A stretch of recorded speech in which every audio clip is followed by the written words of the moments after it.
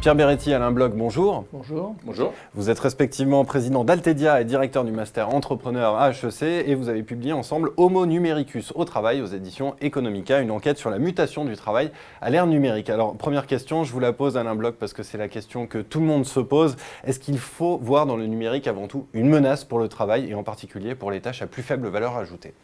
Pour les tâches à plus faible valeur ajoutée, c'est probablement une menace, mais je pense que c'est aussi, dans une certaine mesure, une opportunité. Et un des intérêts de notre enquête, c'est probablement de montrer plusieurs entreprises, assez différentes d'ailleurs, comme Cuisine Schmidt dans le domaine industriel ou AXA dans le domaine des services, qui ont su, en anticipant cette menace, accompagner leurs salariés vers des évolutions qui sont tout à fait positives pour eux. Je pense notamment à Cuisine Schmidt, qui a transformé par exemple des menuisiers en conducteurs de robots. Pierre Beretti, comment est-ce qu'on accompagne, comment est-ce qu'on fait évoluer notre pacte social pour mieux répondre à ces transformations ? Alors en fait, on sait aujourd'hui que des dizaines, des centaines de milliers d'emplois, certains disent des millions, vont être impactés par la transformation numérique dans les prochaines années, les 5, les 10 prochaines années et bien au-delà. On voit bien aujourd'hui que les entreprises investissent des dizaines de millions d'euros, voire plus, dans des incubateurs de start-up. C'est absolument indispensable, c'est très très bien. On voit par ailleurs qu'elles investissent aussi des dizaines, voire plus, de millions d'euros dans toutes les nouvelles technologies. C'est indispensable aussi. On ne voit pas, je ne dis pas nécessairement le même niveau d'investissement, mais un investissement d'une certaine importance sur les personnes, sur les salariés, sur les actifs d'aujourd'hui, qui vont être de toute façon, on le sait aujourd'hui, impactés demain par ces nouvelles transformations.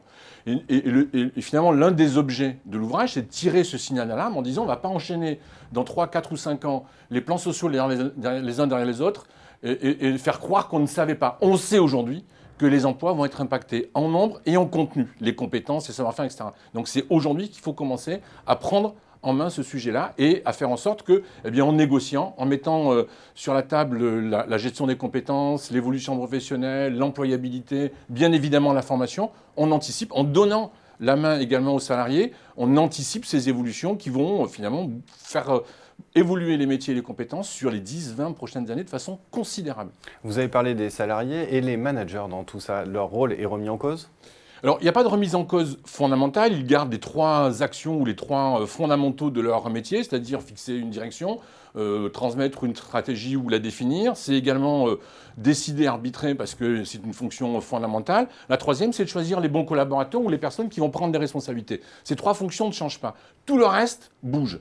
Les organisations en silo implosent, le système de la coopération, le partage de connaissances, la transparence, et notamment par le développement d'ailleurs des communautés, de l'animation des communautés, aussi bien au sein de l'entreprise qu'à l'extérieur, fait qu'aujourd'hui, les salariés peuvent partager énormément de choses et finalement s'organiser, pas en autogestion, mais s'organiser sous la forme de projet ou sous la forme de mission. Et la nouvelle forme de l'organisation, c'est plutôt en projet, en mission, avec de la coopération, du partage et avec une certaine durée dans le projet. Au-delà de ça, les organisations en silo sont en train d'exploser. Donc le style de leadership est en train d'évoluer profondément. Et ça aussi, il faut l'accompagner.